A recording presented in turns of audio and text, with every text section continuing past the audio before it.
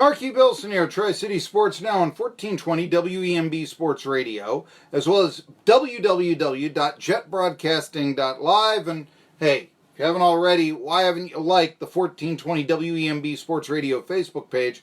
Because you can see this handsome face of mine. And also watch the show on archive. There are all kinds of ways you can watch Tri-City Sports Now. I've got some of the best of clips highlighted on my own personal YouTube page. And now also Instagram. Put 2 videos from back when, including when I wasn't really dressed up like I usually am right now.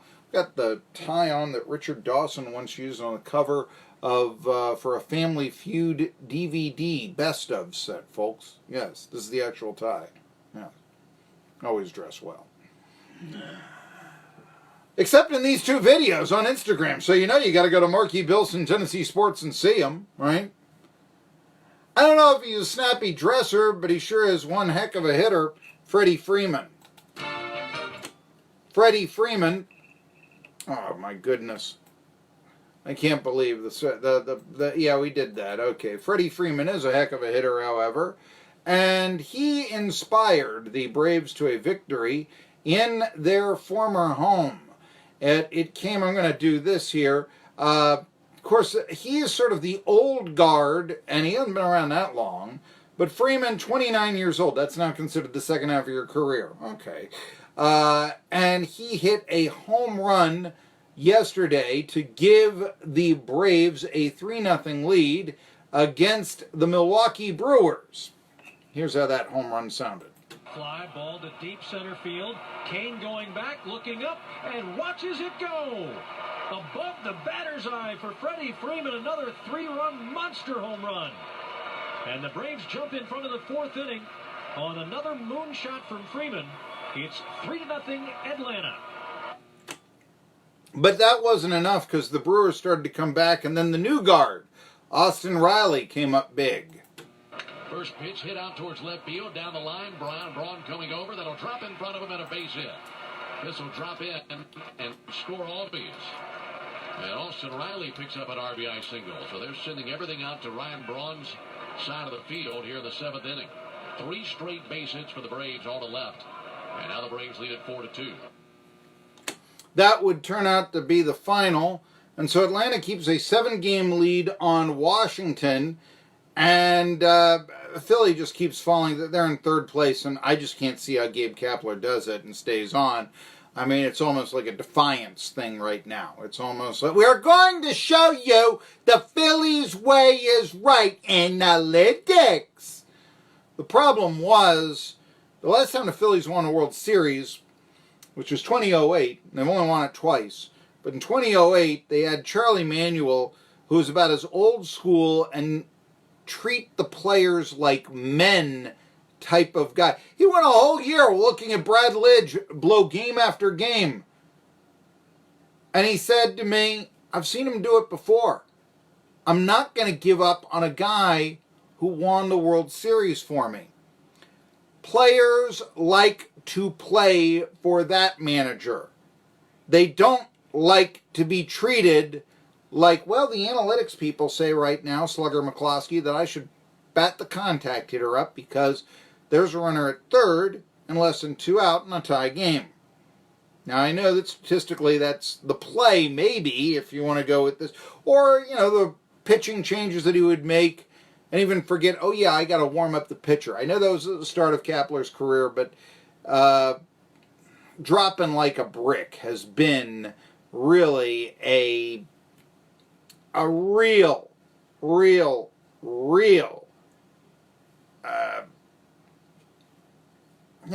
commonplace in Kapler's short managerial career.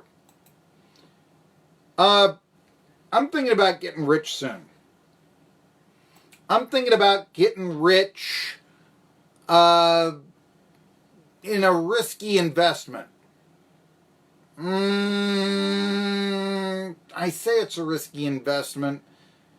I'm beginning to think that this investment might be about the surest thing going. I'm thinking of this Saturday which would be the next time that Daniel Norris, I guess, is scheduled to start for the Detroit Tigers, betting against him. I think that would be a pretty decent bet. Naquin, a swing and a liner toward third, fair ball inside the bank, down the left field line. Perez will score. On his way to third, Freeman being waved home. Stewart can't come up with the ball in left. Game tied at 5 on a double by Naquin. What a piece of hitting. The Johnson City native, Daniel Norris, taking a bump for the Tigers. He's lost 8 games in a row, and he had a 5-3 lead. Went through, what was it? I get the box score right here. Went into the 6th, and then gave that hit up. He didn't turn out to be the losing pitcher. No, that was Victor Alcantara, but sure enough, the Indians win it 8-6. A swing and a drive down the right field line.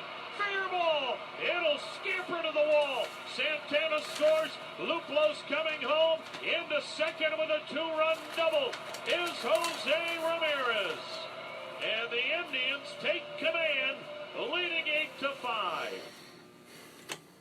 Indians take command. You know who I have said I think is going to be a real sleeper in the National League?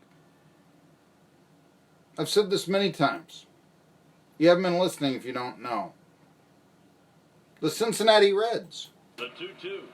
And it's ripped on a line and a bounce past Bodie and into the left field corner. It caroms out into left. Irvin will score. Farmer into second. It's an RBI double for Kyle Farmer. 2 pinch hit knocks for the Reds in this inning have netted the Redlegs a run. It's now 5-3 Cincinnati.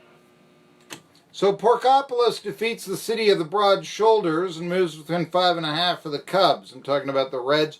Reds, like I say, look at their pitching staff. One of the better ERAs in all of Major League Baseball, and I really do think they can be a sleeper, especially since the Pirates have been dropping like a brick since the All-Star break. They're now tied with the Buccos in the standings, 4th place, NL East.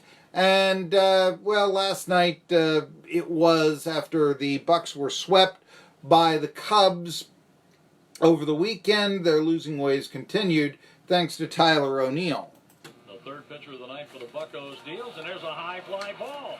Deep center field, to the track, the wall, a gunner. Another 2-run homer for Tyler O'Neill.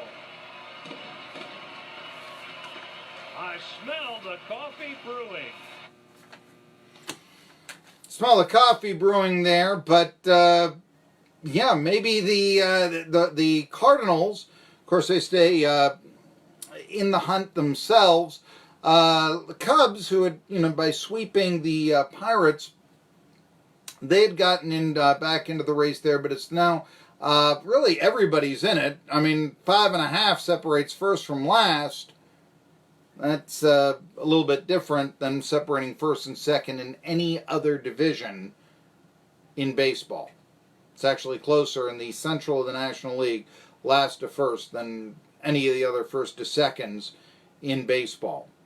So that's something to think about right there. But that's something of your highlight. Wait, I guess there's one more highlight I could play. The Tampa Bay Rays really need a good showing against the Yankees. They haven't been performing. In fact, they were even about a month ago, and then they were going to play each other 11 times. Well, the Yankees have dominated since then and opened up a 6-game lead on the Rays. Yeah, I know. There's always the wild card to fall back on, but the division actually does get you a bye in the playoffs. And, well, the Rays, at least one time playing like they want that bye. Kiermaier, ready run, and the 3-2 pitch. Fly ball towards right field. Going back as Judge to the warning track at the wall. It's gone! A 3-run homer by Travis d'Arnaud, his 3rd of the night, and the Rays have taken a 5-4 lead. My goodness. Maybe that's the Dan Johnson moment. Tell you the truth, Dan Johnson moment, nothing, but the Rays needed that game. They need to do well in this 4-game series against the Yankees if they want to win the division. Of course, in their 21-year history, the Yankees have finished ahead of the Rays 19 times. The Yankees share a spring training home, a home base, if you will, with the Rays. That is really, really, really tough. Look, it's not that Tampa can't support Major League Baseball. They do. They support the Yankees. That's the whole thing. So many New York transplants, so many transplants from wherever. I mean, there's the Tampa Bay Rays, and then in the Florida State League, there's the Tampa Yankees. It's very difficult to compete. Imagine, and I know, I guess the Minnesota Twins have the independent St. Paul Saints across the river from them or something, but it's just not the same. I mean, it's not affiliated ball. It's not, I'm going to see this guy in the major leagues someday. And the fact that the Yankees have so dominated the Rays, say that Tampa isn't a good baseball town, that's not what it is. I'm sorry. 11th largest market in the major leagues. To be honest with you, they ought to be rather competitive. They ought to be more competitive than Baltimore. They ought to be about as competitive as Boston, to tell you the truth. But, yeah, the Yankees in the largest market, the most revenue, makes it difficult for the Rays. And also, having the spring training home right there, and then they play, 9 times a year in the Dome? So, I mean, if you're a transplanted New Yorker, you can stay rooting for the New York Yankees and not miss a beat. You can probably go to as many games as you used to going to the Bronx or so. And just see the Yankees bat first, that's all. Big whoop. Anyway, you'll probably have as many fans around you as you will in New York. And cost of living's a little bit less, too, down there. That's the problem with the Rays, just like everything else in baseball. Yeah, the Yankees tend to take over, don't they? All right, when we come back, talk a little bit more about the media days of the SEC. I've got some quotes and such. Ed Orgeron with his wonderful and beautiful voice. Barry Odom, is this the new rivalry? Maybe not Florida, but Missouri for Tennessee. There's something to think about. Of course, that would make the baseball fans happy because that would be an also-ran rivalry, not for first. Meeting, run afternoon errands, return to school, and then back home. Your days are way too busy.